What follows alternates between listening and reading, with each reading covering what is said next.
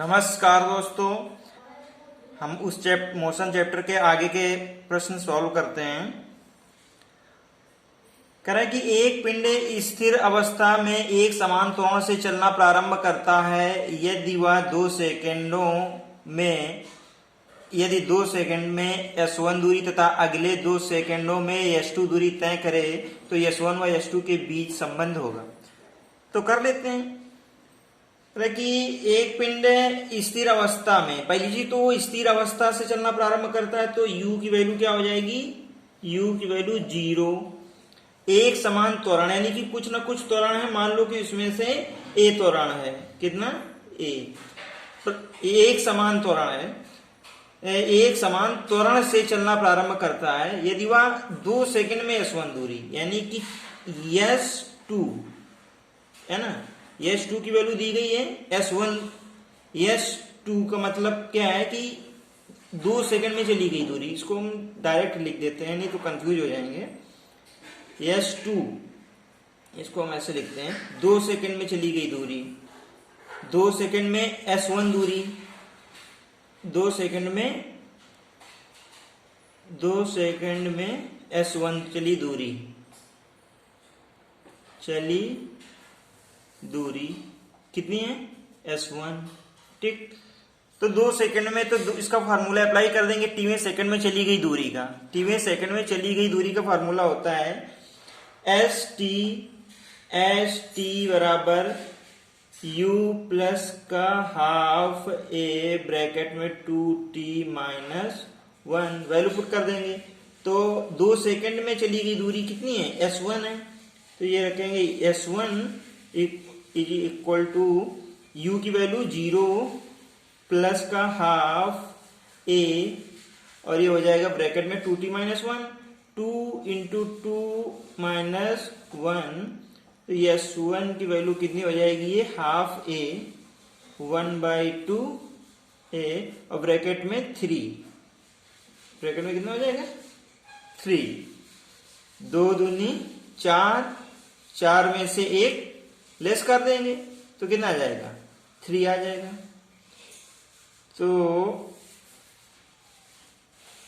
नहीं यहां पे ये फॉर्मूला अप्लाई नहीं करेंगे, st बराबर u प्लस हाफ है, ये तो दूसरे सेकंड में चली गई दूरी आएगी, पूरे 2 सेकंड में चली गई दूरी कह रहा है तो s बराबर ut plus half gt square का यूज कर लेंगे, ठीक है। s बराबर, इस फार्मूले को अप्लाई नहीं करेंगे, s बराबर ये s बराबर ut प्लस का 1/2 at स्क्वायर, 1/2 at स्क्वायर, तो s 2 सेकेंड में चली गई दूरी s1 है, यह आ जाएगा s1, ठीक है। 2 सेकेंड में चली गई दूरी s1 बराबर u की वैल्यू 0 इंटू 2 प्लस का 1/2 at की वैल्यू कितनी हो जाएगी 2 का स्क्वायर, तो ये तो 0 हो जाएगा, यहाँ 2 से ये 1 2 कैंसिल हो जाएगा तो 2a आ जाएगा, यहाँ पे s1 बराबर कितना आ जाएगा 2a, यानी कि 2 सेकंड में चली गई दूरी ये हो गई। अब कह रहा है कि अगले 2 सेकंड में s2 दूरी तय करता है, तो मान लो कि पहले इसने ये 2 सेकंड में ये दूरी तय की, ये s1 है, और फिर अगले 2 सेकंड में इसने दूरी तय की ये s2 है, ये इतनी, ये s1 है और ये s2 है, तो पूरी ये 2 सेकंड में, ये 2 सेकंड में, तो ये टोटल दूरी 4 सेकंड में, ठीक है, टोटल दूरी कितनी है 4 सेकंड में तय की गई दूरी है। तो अब हम फार्मूला अप्लाई करेंगे, कुल चली गई दूरी, कुल 4 सेकंड में, 4 सेकंड में तय की गई दूरी,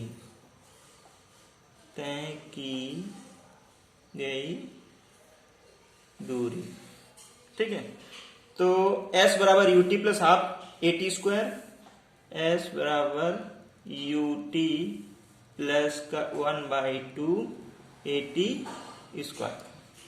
अब s की वैल्यू कितनी हो जाएगी, s1 प्लस s2, यहाँ पे रखेंगे s1 प्लस s2 बराबर u की वैल्यू 0 इंटू 4 प्लस का 1/2 a और टी स्क्वायर, टी की वैल्यू 4 का स्क्वायर। तो ये S1 प्लस S2 कितना हो जाएगा यहां से, S1 प्लस S2 बराबर 1/2a और 4 चौको 16, ये कितना जाएगा 8 है। S1 प्लस S2 बराबर 8a, ये इक्वेशन नंबर हम सेकंड मान लो, इसको फर्स्ट मान लो, ठीक है। अब समीकरण 1 से S1 की वैल्यू यहां पुट कर देते हैं, तो S1 की वैल्यू कितनी है 2a, 2a plus S2 is equal to S1 plus 2a plus S2 equal to 8a, कितना हो जाएगा 8a। तो यहां से S2 की वैल्यू फाइंड कर लेंगे, S2 is equal to 6a आ जाएगा, 6a, ठीक है। अब S1 और S2 अलग अलग मिल गया, तो क्या कह रहा था कि S1 S2 के बीच संबंध क्या होगा, तो S1 और S2 को आपस में डिवाइड कर दें, या ऐसे कर लेते हैं S2 upon S1 is equal to 6a upon 2a। तो ये a से a कैंसिल, 2 3 2 3 6, तो S2 बराबर 3a, क्या जाएगा S2 बराबर 3S1।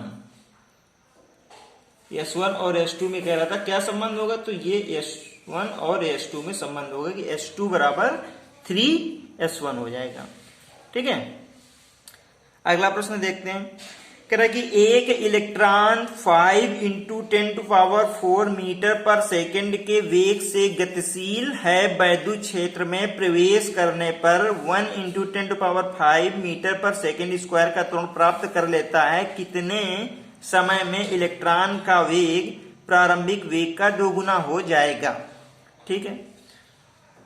तो इसको देखते हैं, कह रहा है कि एक इलेक्ट्रॉन इतने मीटर पर सेकंड के वेग से गतिशील है कि इलेक्ट्रॉन का प्रारंभिक वेग दिया गया है u बराबर 5 × 10⁴ ये मीटर पर सेकंड के वेग से गतिशील है। कह रहा है कि वैद्युत क्षेत्र में प्रवेश करने पर, वैद्युत क्षेत्र में जब ये प्रवेश करता है तो ये त्वरण प्राप्त कर लेता है, क्योंकि वैद्युत क्षेत्र में जब ये प्रवेश करेगा तो इस पर एक वैद्युत बल लगेगा, ठीक है, तो उसकी वजह से इसको ये त्वरण मिलता है। तो a की वैल्यू दी गई है 1 × 10⁻15, 1 × 10⁻15 मीटर पर सेकंड स्क्वायर का त्वरण प्राप्त कर लेता है। कह रहा है कि कितने समय में इलेक्ट्रॉन का वेग प्रारंभिक वेग का 2 गुना हो जाएगा, यानी कि प्रारंभिक वेग का 2 गुना, मतलब कि जो v हो जाएगा वो u, प्रारंभिक वेग कितना u, तो 2 × u, 2u हो जाएगा, v बराबर 2u हो जाएगा। तो अब इसको हम सॉल्व करते हैं, v बराबर 2u कितने समय में हो जाएगा, यानी कि t की वैल्यू निकालनी है, ठीक है, t की वैल्यू हमें निकालनी है। अब क्या करेंगे, इसमें से एक ऐसा फार्मूला देखेंगे जिसमें से u और v और a और t हो, तो उसके लिए v बराबर u प्लस ए टी, क्या v बराबर u plus A T apply कर सकते हैं ना, v बराबर u plus a into T. अब v की वैल्यू 2u दी गई है, 2u बराबर u की वैल्यू u और प्लस का a की वैल्यू हमें दी गई है 1 × 10⁻15, a की वैल्यू दी गई है, हम बाद में रखते हैं, और इंटू टी हमें फाइंड आउट करना है, ठीक। तो यहां से क्या हो जाएगा 2u minus u is equal to a into T. 2u minus u मतलब u बराबर a t, तो t की वैल्यू क्या आ जाएगी, t बराबर u अपॉन a, t बराबर u अपॉन a। बस वैल्यू पुट कर देते हैं u और a की। तो t बराबर u की वैल्यू क्या है 5 into 10 to power 4, 5 into 10 to power 4 metre per second. और a की वैल्यू क्या है 1 into 10 to power 15, 1 into 10 to power 15 metre per second square. तो t की वैल्यू यहां से क्या हो जाएगी, t की वैल्यू हो जाएगी, ये जो घात है 10 की घात, इनको सॉल्व करना आता होगा आप लोगों को, ठीक है। जो नीचे घात होती है वो ऊपर जाकर के लेस हो जाती है या माइनस में हो जाती है। तो ये क्या जाएगा 5 इंटू 10 टू पावर 4 और इसमें से माइनस हो जाएगी ये 10 टू 15, ठीक। तो t की वैल्यू क्या आ जाएगी 5 इंटू 10 टू पावर 4 में से 15 माइनस का 11, इतने सेकेंड, ठीक है। तो t की वैल्यू कितनी आ जाएगी 5 गुणते 10 की घात माइनस 11 सेकेंड आंसर आ जाएगा। समझ गए। अगला प्रश्न देखते हैं हम।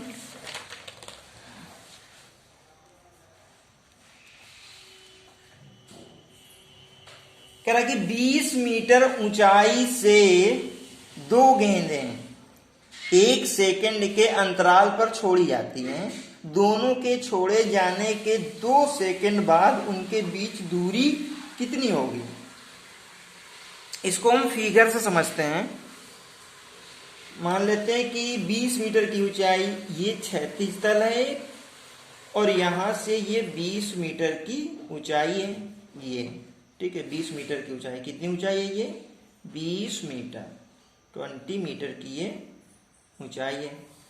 20 मीटर की ऊंचाई से कह रहा है कि दो गेंदें 1 सेकंड के अंतराल पर छोड़ी जाती है। मतलब कि एक हमने पहली गेंद छोड़ी, ठीक है। यहां से पहली गेंद हमने u बराबर 0 वेग से छोड़ी, u बराबर 0 वेग से छोड़ देंगे। तो पहली गेंद आएगी ऐसे करके नीचे जाती जाएगी, ऐसे आएगी ना, ठीक है। और 1 सेकंड के बाद हम दूसरी गेंद छोड़ देते हैं। तो 1 सेकंड के बाद वो भी u बराबर 0 से छोड़ेंगे, दूसरी गेंद भी यहीं से छोड़ दी ऐसे करके। तो कह रहा कि दोनों के छोड़े जाने के 2 सेकंड बाद, जब दोनों छोड़ दी उसके 2 सेकंड बाद, यानी कि ये जो दूसरी वाली छोड़ी इसके 2 सेकंड बाद, ठीक है। दोनों छोड़ चुके हैं तो ये तो 2 सेकंड में चली गई दूरी हो जाएगी, 2 सेकंड में चली गई दूरी आ जाएगी, ठीक। और ये जो दूरी होगी पहली जो छोड़ी थी ये 3 सेकंड में हो जाएगी, क्योंकि दोनों जब ये छोड़ दी थी उसके 1 सेकंड बाद दूसरी छोड़ी थी। मतलब कि ये 1 सेकंड इसका वही बढ़ जाएगा, ये 3 सेकंड में आ जाएगी चली गई दूरी। ये कितनी हो जाएगी 3 सेकंड में, 3 सेकंड में चली गई दूरी हो जाएगी, ठीक। मान लेते हैं कि ये h1 हो जाएगी, ये इसमें ये चली गई दूरी कितनी हो जाएगी h1 और ये हो जाएगी ये h2। तो दोनों के छोड़े जाने के 2 सेकंड बाद उनके बीच दूरी कितनी होगी। तो दूरी हम निकाल लेते हैं कि मान लो कि ये h1 कितनी है और h2 कितनी है। तो h बराबर ut plus half gt square का फॉर्मूला अप्लाई कर देंगे। h बराबर ut प्लस का हाफ gt स्क्वायर। तो h की वैल्यू h1, ये h1 बराबर u तो 0 इंटू t, ये 3 सेकेंड हो जाएगा, कितना 3 सेकेंड, h1 और u इंटू 3 और प्लस का 1/2 और ये आ जाएगा g t स्क्वायर। t की वैल्यू 3 का स्क्वायर। तो ये h1 की वैल्यू निकल आएगी, h1 बराबर आ जाएगा, ये तो 0 हो जाएगा, 3 3 का 9/2, 9/2 g, इतने g, ये h1 निकल आया, ठीक। इसी तरह से h2 निकाल लेंगे। ये h2 की वैल्यू कितनी हो जाएगी, उसमें भी यही फार्मूला अप्लाई करेंगे। तो उसमें आ जाएगा 0 इंटू 2 और प्लस का 1/2 और ये आ जाएगा g, t की वैल्यू 2 का स्क्वायर। तो 2 दूनी 4, ये मान लो 2, ये तो 0 हो जाएगा, ये 2 से 1 2 कैंसिल हो गए, 2g आ जाएगा। तो ये H2 की वैल्यू हो जाएगी 2G, H2 की वैल्यू 2G हो जाएगी। अब हम क्या करेंगे कि दोनों के कह रहा है कि बाद उनके बीच की दूरी, तो बीच की दूरी हमें ये निकालनी है। तो क्या करेंगे, H1 में से H2 को लेस कर देंगे। दोनों के बीच की दूरी है तो ज्यादा में से कम को घटा देंगे। तो दोनों के बीच की दूरी, बीच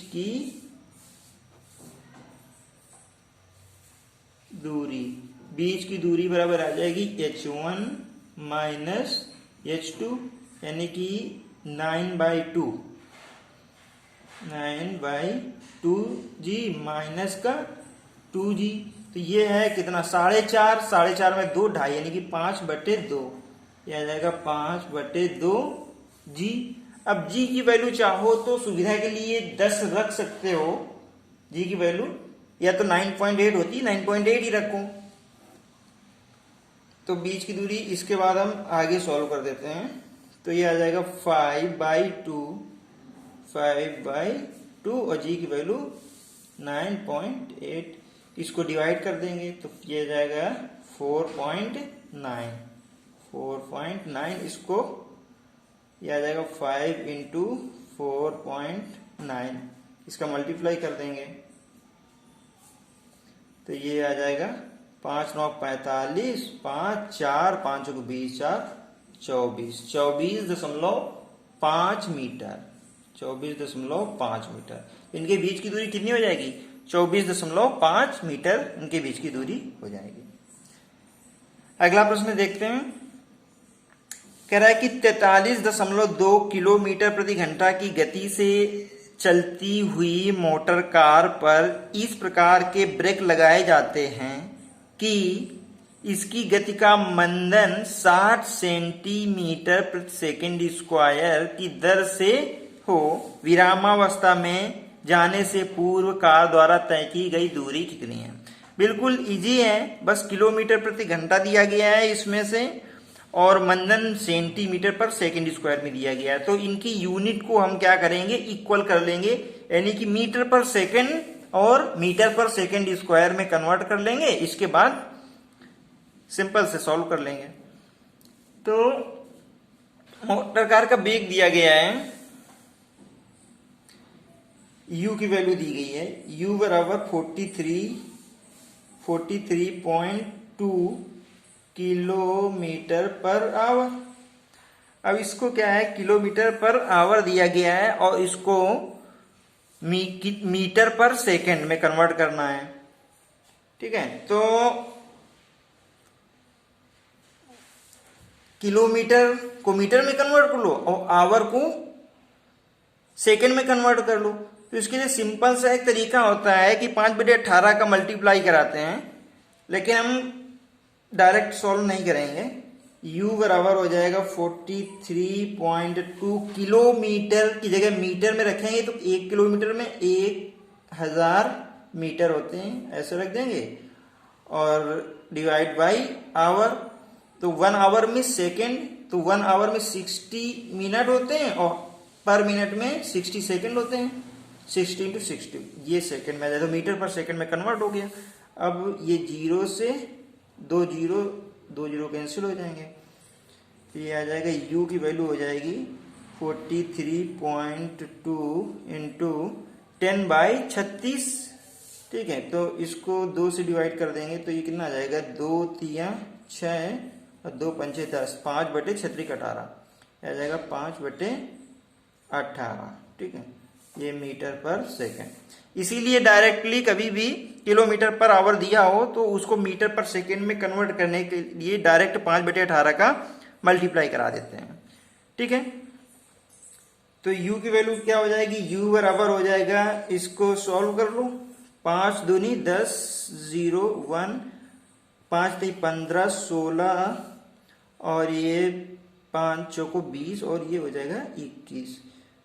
ओके, 216 डिवाइड बाई 18। ठीक, ये मीटर पर सेकेंड में हो जाएगा। तो u बराबर कितना आ जाएगा, ये 18 से कट जाएगा, 18 का ये हो जाएगा 18 कम 18 19 20 21 3 36 18 दूनी 36 12 मीटर पर सेकेंड। यू की वैल्यू कितनी आ जाएगी, 12 मीटर पर सेकेंड। ठीक, अब इसकी गति का मंदन, मंदन का मतलब होता है वही ऋणात्मक त्वरण, मंदन का मतलब होता है ऋणात्मक त्वरण। ठीक है, तो ए की वैल्यू, त्वरण तुमको दिया गया है ए की वैल्यू दी गई है 60 सेंटीमीटर पर सेकेंड स्क्वायर। सेंटीमीटर पर सेकेंड स्क्वायर, तो सेंटीमीटर को सिर्फ मीटर में कन्वर्ट करना है, तो मीटर पर सेकेंड स्क्वायर में आ जाएगा। तो ए की वैल्यू हो जाएगी 60, और सेंटीमीटर को मीटर में कन्वर्ट करने के लिए 10 की घात -2 से मल्टीप्लाई कर देते हैं। तो 60 इंटू 10 की घात -2, 10 की घात -2, या ऐसे कहें कि 100 से डिवाइड कर देंगे इसको। ठीक है, तो ये आ जाएगा ए बराबर 60 इंटू 10 की घात -2, और ये मीटर पर सेकेंड स्क्वायर में कन्वर्ट हो जाएगा। तो ए बराबर आ जाएगा कितना, ये 0.6 आ जाएगा। कितना आ जाएगा, 0.6 metre per second square, 0.6 metre per second square, ये ए की वैल्यू आ जाएगी। अब हमसे क्या रहा है, ये कह रहा है कि विरामावस्था में जाने से पूर्व कार द्वारा चली गई दूरी क्या होगी, तो v स्क्वायर बराबर u square -2as formula apply कर देंगे क्योंकि मंदन हो रहा है। तो v स्क्वायर बराबर u स्क्वायर माइनस का 2as, जीरो, v की वैल्यू 0 होगी क्योंकि विरामावस्था में आ रही है, मतलब v की क्या हो जाएगा, 0 हो जाएगा। ठीक है, v की वैल्यू 0 होगी, 0 का स्क्वायर बराबर u स्क्वायर, और u हम लोग 12 कितना निकाल चुके हैं, 12 का स्क्वायर माइनस का 2 इंटू ए की वैल्यू हमने निकाली 0.6 इंटू ये हमें निकालना है। तो हो जाएगा 0 बराबर 12 का स्क्वायर 144 हो जाएगा, 12 इंटू 12 लिख लें। ठीक है, यह आ जाएगा 12 का स्क्वायर ही लिख लेते हैं, 12 इंटू 12 माइनस का 6 दूनी 12, 1.2 यस, तो 1.2s बराबर हो जाएगा 12 इंटू 12। मल्टीप्लाई इसलिए नहीं कराया कि इसको डिवाइड करने में आसानी हो जाएगी। यस बराबर ये 12 गुण से 12 डिवाइड बाई 1.2, यहां से पॉइंट हटाएंगे, ऊपर एक 0 बढ़ा देंगे, और ये 12 और ये 12 कैंसिल हो जाएगा, 120 आ जाएगा। तो यस बराबर हो जाएगा 120 मीटर। कितना हो जाएगा, 120 मीटर। यस की वैल्यू 120 मीटर